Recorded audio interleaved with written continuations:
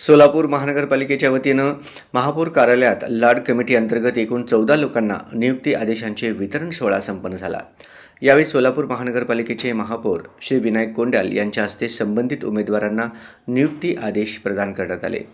महापौर विनायक कोंड्याल यांनी यावेळी मनोगत व्यक्त करताना सांगितले की महानगरपालिकेच्या विविध विभागांमध्ये कार्यक्षम व पारदर्शक प्रशासन देण्यासाठी पात्र उमेदवारांची नियुक्ती करण्यात येत आहे।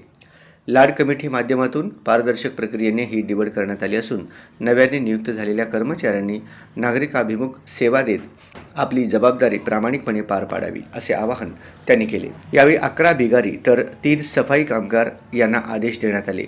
याप्रसंगी सभागृह नेते नरेंद्र काळे, गट नेते अमोल बापू शिंदे, आयुक्त डॉक्टर सचिन ओंबासे, उपायुक्त आशिष लोकरे, नगरसेवक सिद्धेश्वर कमटम यांच्यासह अन्य मान्यवर अधिकारी व पदाधिकारी उपस्थित होते।